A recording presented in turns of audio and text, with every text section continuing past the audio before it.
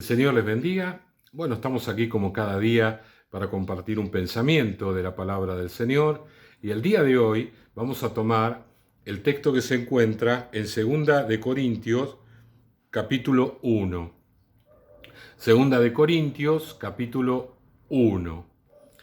Y vamos a leer el versículo 3 en adelante, ¿sí? Es un pasaje muy bonito de la palabra del Señor. Nos alienta en los momentos, sobre todo en los momentos más difíciles, ¿sí?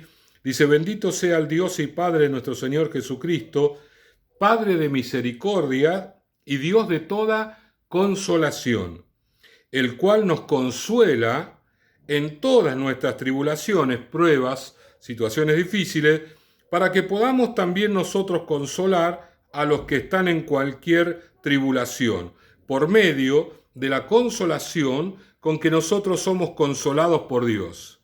Porque de la manera que abundan en nosotros las aflicciones de Cristo, así abunda también por el mismo Cristo nuestra consolación.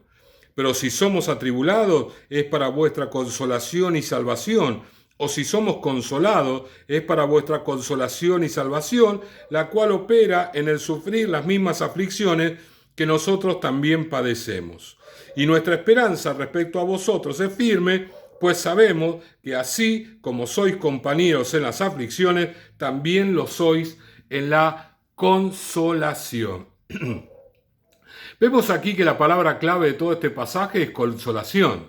¿Qué es la consolación? Es una sanidad del alma, es una sanidad que solamente puede operar Dios, porque ante una situación difícil, puntualmente por allí, creo que una de las situaciones más difíciles es la pérdida de un ser querido. Cuando tenemos un ser querido al cual amamos, le llega el momento y parte, ya no está más en esta tierra, tenemos que despedirla a esa persona y se nos genera un vacío, ¿sí? Por la ausencia de esa persona, y esa ausencia, ¿no? Lo tenemos que vivir todos los días. Todos los días, porque cuando pensamos, bueno, si estuviera fulano, mengano, sultano, bueno, y sabe que muchas veces cometemos un error muy común, y aún en los cristianos, es hablar con la persona fallecida, es hablar con los muertos. Eso justamente es un pecado gravísimo. La Iglesia Católica lo practica porque se apoya en un libro que ellos lo tienen como un libro importante, pero nosotros los cristianos evangélicos no lo consideramos como un libro del canon, un libro inspirado por Dios, porque ese mismo libro aprueba la mentira, ¿sí? Aprueba la mentira. Entonces nosotros decididamente ese libro no lo consideramos y por tanto tampoco consideramos esa práctica. En el Antiguo Testamento hay muestras claras de que hablar con los muertos es algo que desagrada al Señor, ¿sí? El caso de Saúl, cuando fue una adivina y le pidió hablar con Samuel, que estaba muerto, la misma adivina se asombró, ¿no? Porque ella nunca había hecho bajar una persona real como lo fue Samuel, y Samuel le advierte que esto era un milagro de Dios, que esto no era una cuestión, y que había hecho mal en haber intentado tener una relación, una charla con él. De cuajo entonces entendemos que hablar con los muertos, prenderle una vela, es algo que desagrada al Señor. Sí podemos tener un buen recuerdo, sí podemos tener fotos, como no hay ningún inconveniente. El tema es no tenemos que hablarle, porque si le hablamos quiere decir que no estamos consolados. Y la palabra consolación es justamente la sanidad para aquellas personas que han pasado por una situación muy difícil, muy complicada, emocionalmente muy dura, y que necesitan ser sanados de toda la herida que produce esa situación, ya sea la pérdida de ser querido, o de un trabajo, o de un accidente, o lo que fuera, porque muchas veces hay personas que han tenido un accidente de tránsito y después quedan como traumadas frente a esto. El Señor sana nuestro corazón. Nosotros tenemos que entregarle esa situación. También tenemos que entregarle a nuestro ser querido para que el Señor nos consuele, para que el Señor sane nuestro corazón. Y acá justamente dice, versículo 4, el cual nos consuela en todas nuestras tribulaciones.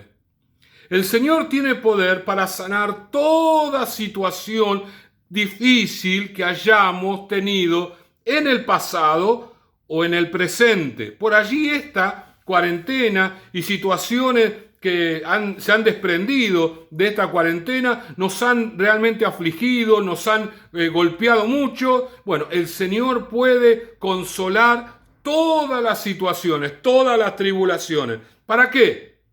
Para que podamos también nosotros consolar a los que están en cualquier tribulación. Esto es lo que Dios quiere hacer. Dios quiere obrar en nuestras vidas para que vos seas luego una persona de consuelo, que vos con tus palabras, con tu experiencia, con tu vivencia, le transmitas a las demás personas que están pasando por situaciones complicadas o que han vivido en el pasado situaciones difíciles, que vos puedas ministrarle, que vos puedas hablarle, que vos puedas traer una palabra de consolación. Yo recuerdo en una ocasión, Dios me dio una palabra de consolación a una persona, pero fue un milagro tremendo. Era un vecino del barrio que en algún momento vino a la iglesia y decidió por Cristo, pero no se afirmó. El hombre había sido sindicalista, era bravo de joven, pero ya estaba grande y entonces ya ahora estaba un poquito más mimosón, ya no era el sindicalista que yo conocí al principio, que era bravísimo, sino que ahora ya pensaba las cosas de otra manera. Bueno, el hombre estuvo con su mamá y cuidó a su mamá y la apoyó a su mamá por muchos años, ¿sí? Fue un excelente hijo, por lo menos en los últimos años de la vida de su madre, hasta que la madre falleció. Como toda persona de edad, llegó un momento en que el Señor la llamó a su presencia. Y él estaba tan angustiado